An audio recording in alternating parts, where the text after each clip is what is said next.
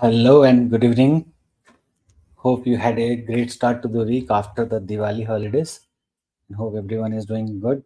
The winter is coming, and it's the time of the year where you work hard. There are no distraction. There is no rain. There is no temperature, and you can work hard. And also, it's a season where you can go out, enjoy, and it's a pleasant time basically. Spring comes and all these things. So, guys, in today's session, we are going to discuss about 10 ways to be profitable about with meta ads, and what are the 10 ways you can do. So I'll touch upon all these points and explain in brief about what are the 10 ways, and if you implement 5 of them also, I'm sure like you will be doing better. And you can also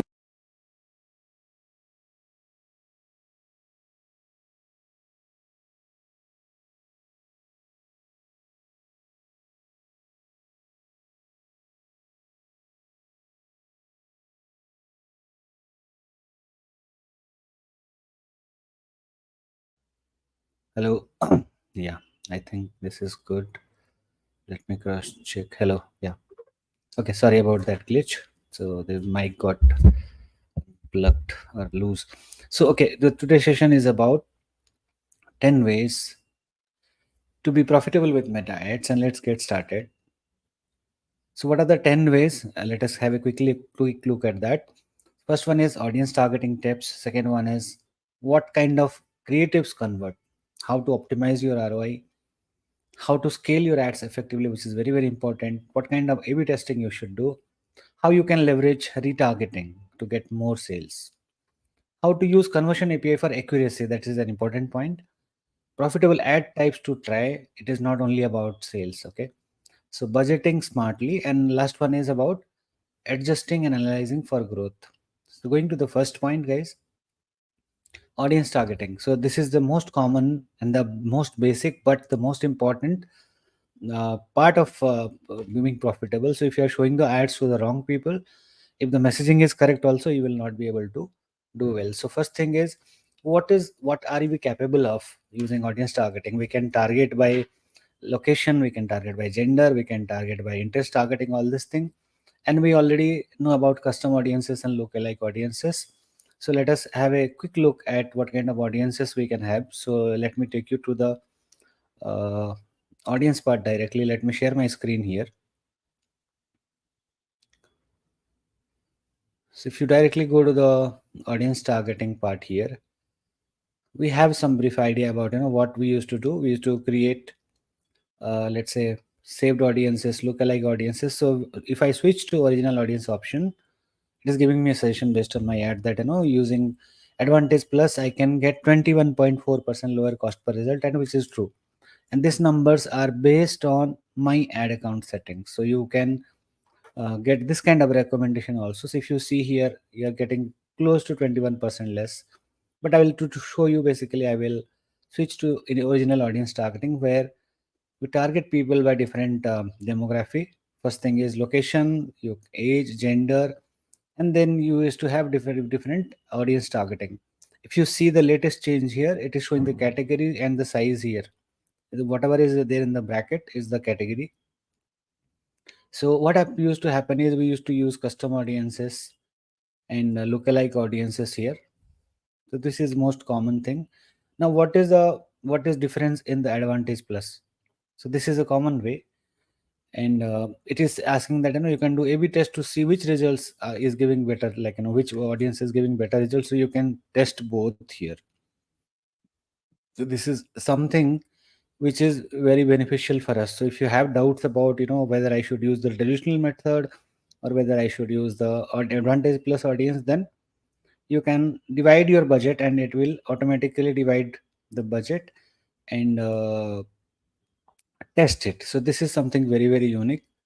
Or if you want to, if you trust what meta is suggesting, then go back to audience targeting using advantage plus audience. Now there is something very unique about this. We automatically, it says we automatically show ads to the people who are most likely to respond. How the hell knows, how the hell meta knows that who are most likely to respond? Will show the ads to people matching your suggestion and other audiences when it is likely to improve performance. Now this is an important point. Keep some attention here. What does it mean by this? What it means by this is, earlier it was pixel bound, that if somebody has interacted with your page and if somebody had you know done some action on your page or landing page or Facebook page or Instagram account or something. Now if you have seen that, even if your page is new, you are targeting on a certain type of audiences, you immediately start getting good results. That is because it is not bound only to your pixel, but rather Facebook is picking up metadata from your landing page, from your ads, from your ad copies, from your creatives, from your title, description, and whatnot. So this is a advanced way of targeting, and this is what my advanced Advantage Plus audience does to us. And earlier we used to, let's say, used to use lookalike and all this thing, right? So here I can suggest, and if it says that, let's say if I'm using custom audience here, so I can use the same thing here. Let's say I'll create a custom audience of, let's say, all the users and all this thing basically here. So it will automatically match to this thing. So it is something like similar to lookalike audiences we are using here. But if I suggest, so say this, if you see, these are suggestions for Advantage Plus. I'll show you back to what exactly it says. So it doesn't say that these are the exact thing. This is a suggestion you are suggesting, but Facebook will pick up uh, users who are were similar to your custom audiences. An Advantage Plus custom audience, this is what is it, reach people beyond your custom audience when it is likely to improve performance. So it is using its internal algorithm. Hope it is clear. Moving on.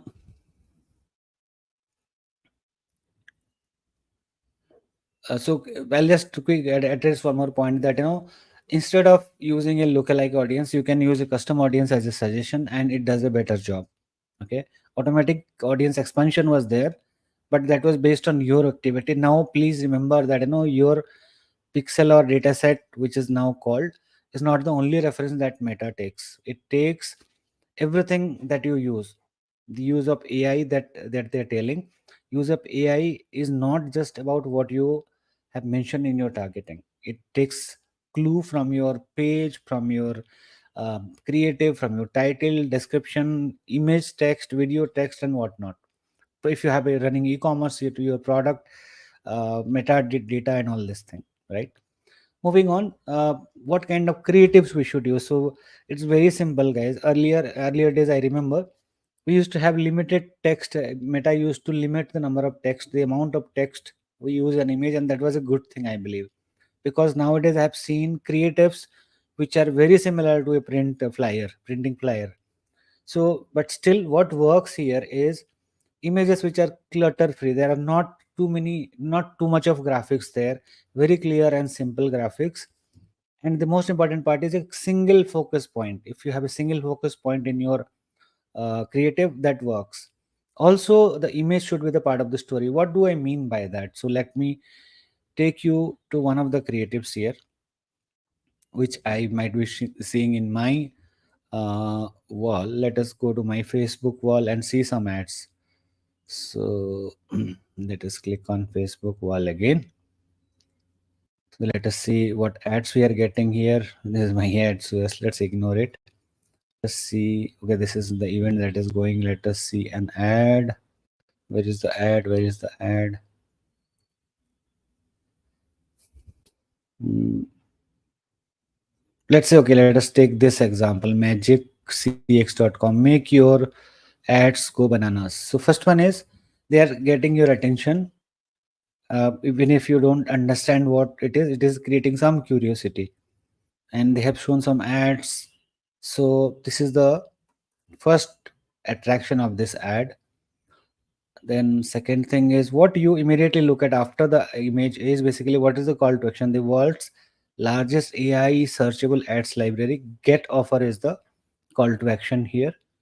So it says that, okay, I got an idea that it is about ads.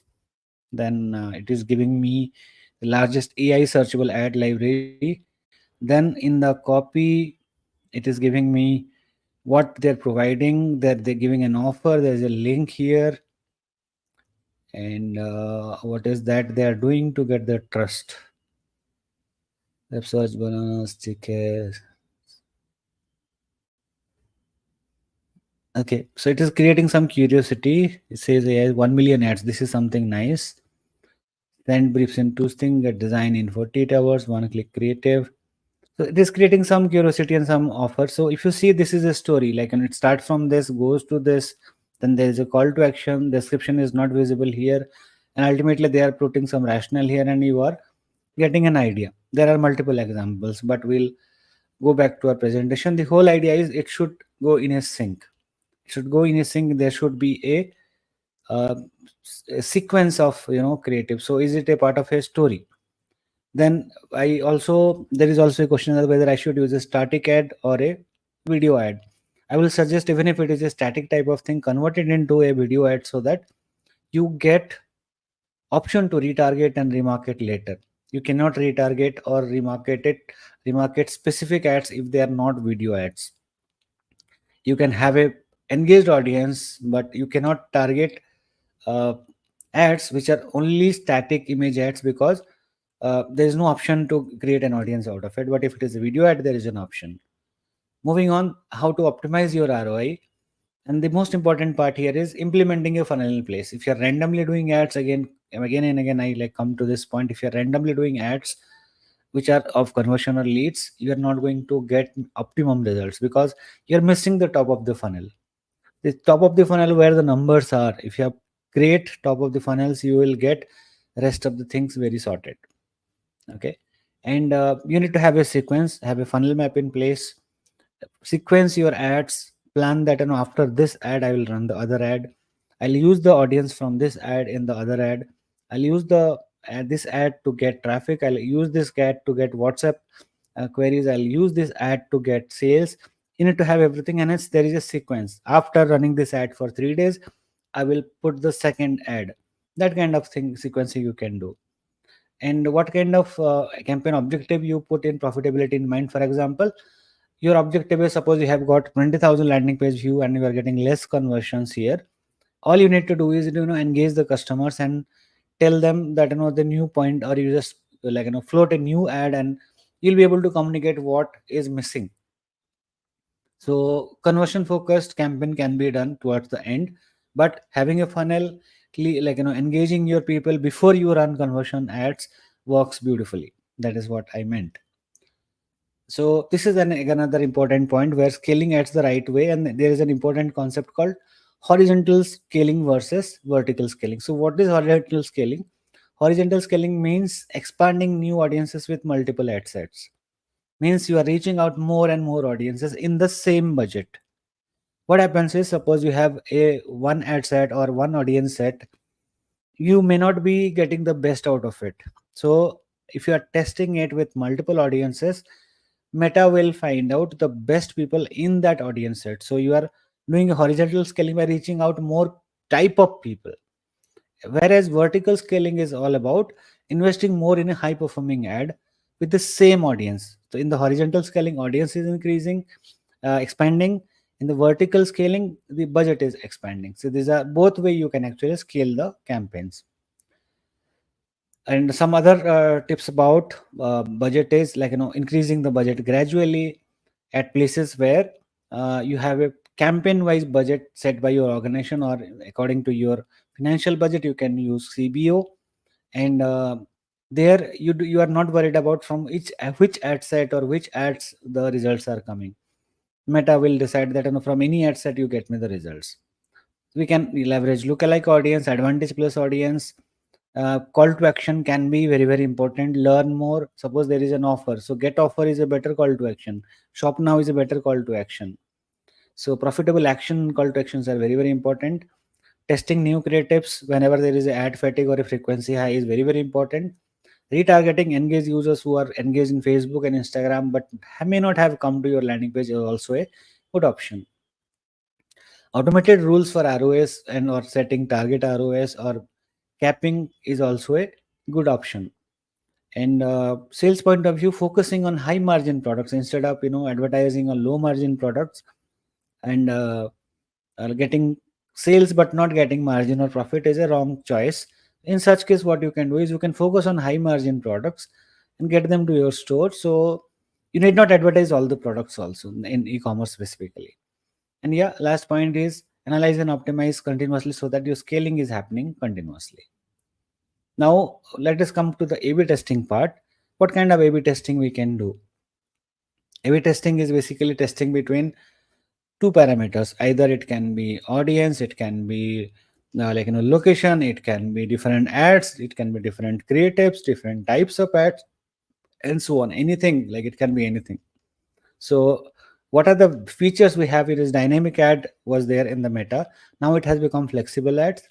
We can run, let's say, catalog ads or a single product ad, or you can test between headlines, images, videos, call to action, and audiences. So you can do any kind of A/B testing. The objective is to not having a regret that maybe why this ad worked, and if you know the result, and if you know that why this A/B testing, like the A set worked and B set did not work, you can replicate your success and you can eliminate your failures. So these are some of the A/B testing thing. You can do a lot of A/B testing, include you can A/B test with your landing page. You can A/B test with uh, videos, dynamic videos in your landing page. Also, dynamic elements can be there. So there are lots of things. Retargeting is again a super powerful thing of meta ads. Any and every meta ad marketer who are successful are using retargeting and remarketing benefit, in a better way and benefiting from that. So retargeting is all about re-engaging. I call it re-engaging again. So you pick up your engaged user, pick up your leads, pick up your old customers, create lookalike of that, uh, show them top of the funnel ads, retarget, show the middle of the funnel ads, use audience from the top of the funnel ad, middle of the funnel ad, and ask them to convert, run a conversion ad objective campaign and get your sales done. So you can target website visitor, engaged users, old customers, and leads and whatnot. Whatever data you have, you can make use of that. Conversion API, I will quickly go through that. Let me open that screen again. Let us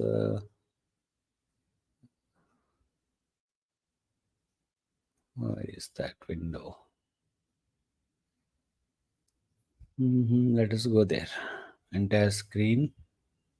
So if you see this part, guys, earlier we used to have the data communication between Meta and a website through Pixel, and as you know, iOS blocked this data.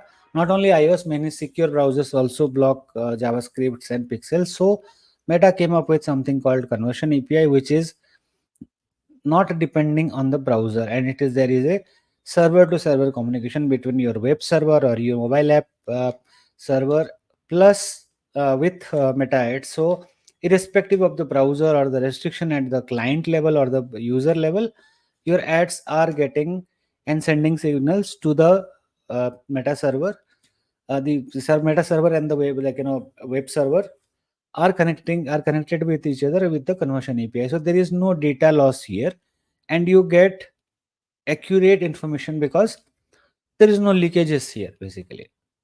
So what is the other advantage of a conversion API? Let me show you that in my screen also. Let us see this. For example, if you have a conversion API in place,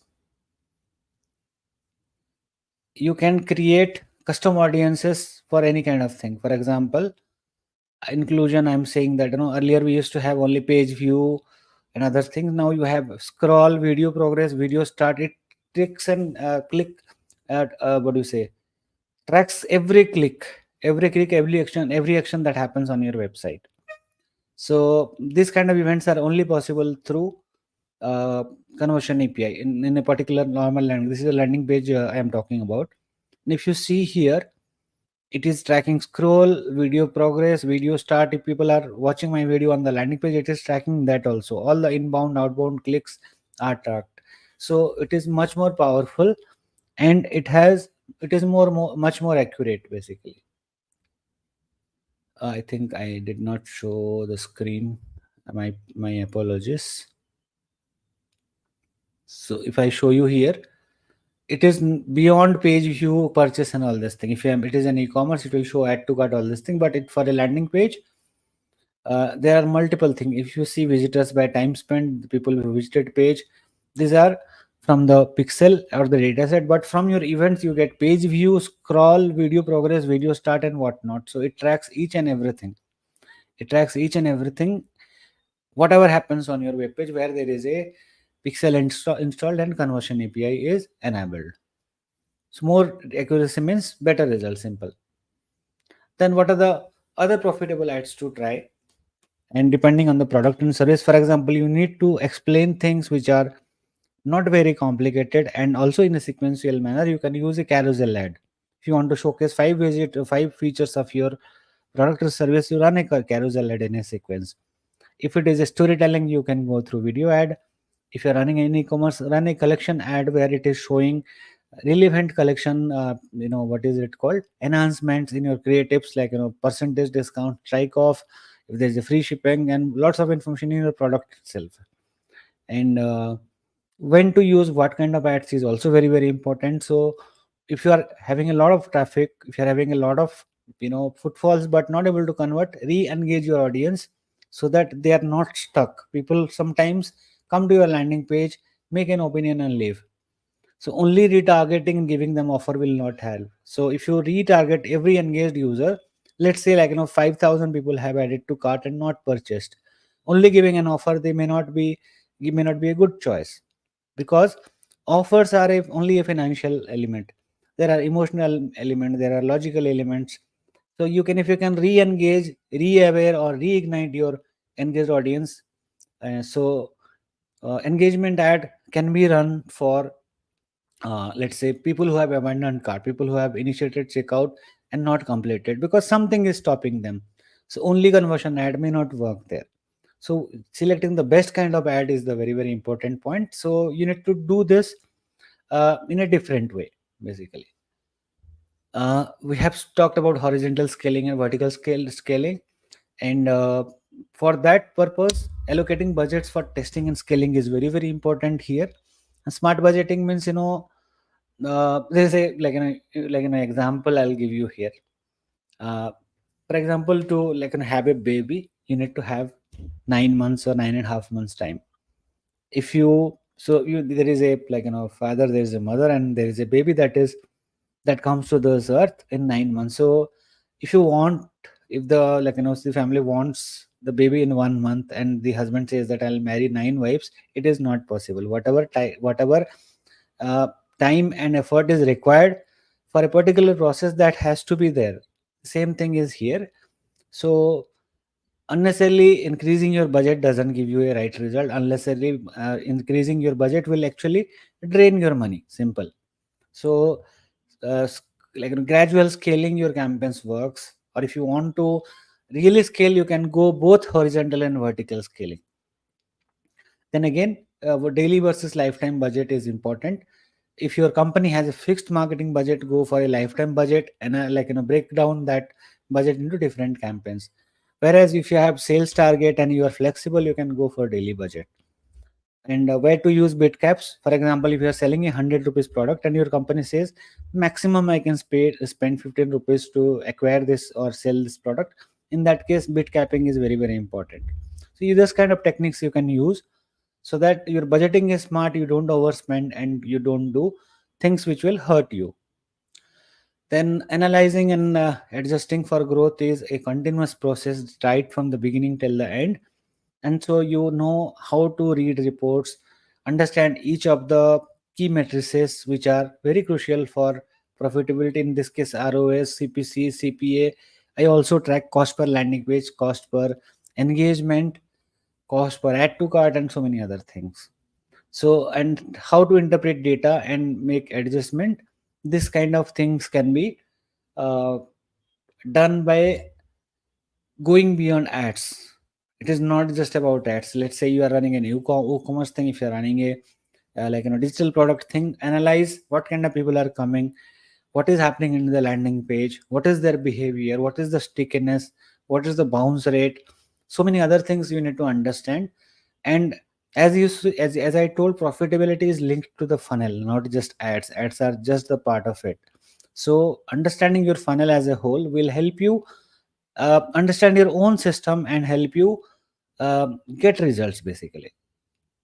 So guys, if you really see how to be profitable, it is a continuous process and it's a cycle. So the funnel blast methods talks about that: build, launch, analyze, scale, tweak, get results, and repeat. So this is cycle: build, launch, analyze, scale, and tweak. We have already spoke about that in our previous sessions. So it is a sequence that I have created for myself, for my clients, which I follow, and this works beautifully.